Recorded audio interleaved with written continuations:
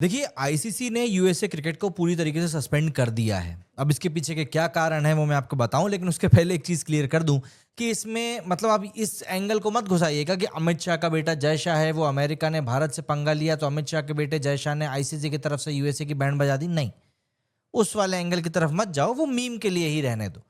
दरअसल एक ही लाइन में बोलूं तो गवर्नमेंट की धज्जियां उड़ा दिया गई हैं। मतलब कि ओलंपिक के ठीक 3 साल पहले जहां क्रिकेट वापस आ रहा है एलए 2028 में, वहां यूएसए क्रिकेट को होमवर्क करना ही भूल गया है, ऐसा लग रहा है। अब चार्जेस क्या लगे हैं यूएसए क्रिकेट के ऊपर, क्योंकि सस्पेंड तो वो हो गया है। तो 3 चार्जेस लगे हैं। पहला है गवर्नेंस स्ट्रक्चर एकदम पूरी तरीके से फेल है। दूसरा है कि यूएस ओलंपिक कमेटी का रिकॉग्निशन लेने का तो सपना भी पूरा किया ही नहीं। और तीसरा है कि जो काम बचा था, अपने ही स्पोर्ट की रेपुटेशन खराब कर दी इंटरनेशनल लेवल के ऊपर। मतलब एकदम हैट्रिक ऑफ फेलियर्स। और ये सस्पेंशन ऐसे ही नहीं आया है।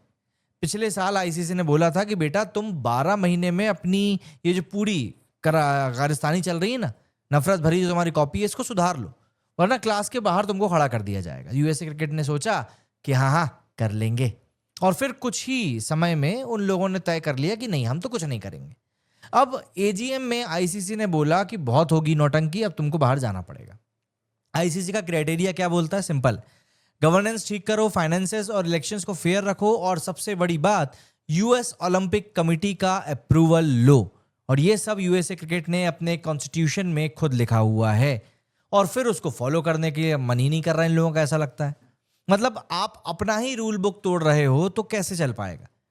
री का क्या सीन है? मतलब आप कैसे वापस आ सकते हो, ये भी तो बताना पड़ेगा ना। तो अब आईसीसी ने एक नॉर्मलाइजेशन कमेटी बनाई है जो इनके ऊपर नजर रखेगी। जब तक कि गवर्नेंस रिफॉर्म नहीं हो जाते, फेयर इलेक्शंस नहीं हो जाते और ओलंपिक रिकॉग्निशन नहीं हो जाता, तब तक यूएसए क्रिकेट का सस्पेंशन हटने वाला नहीं है।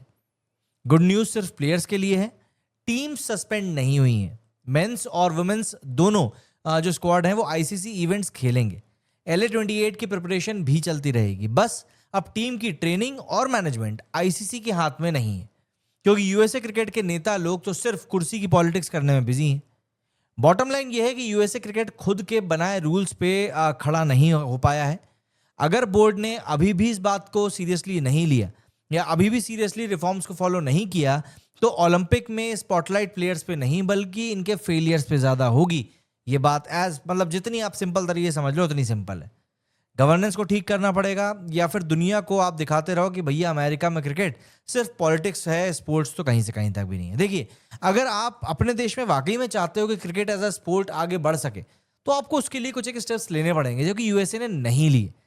ठीक है, आपने होस्ट किया भी T20 वर्ल्ड कप, ठीक है, आपकी टीम ने पाकिस्तान को भी हराया, बहुत अच्छी बात है। But somewhere down the ground आपको अगर एक टीम के तौर पर आगे बढ़ना है तो आपको कुछ चीजें फॉलो करनी पड़ेंगी, कुछ स्टैंडर्ड्स हैं जो आपको मेंटेन करने पड़ेंगे। एंड यूएसए ने वो नहीं किया, सिंपल इज दैट। इसीलिए यूएसए क्रिकेट को सस्पेंड कर दिया गया है।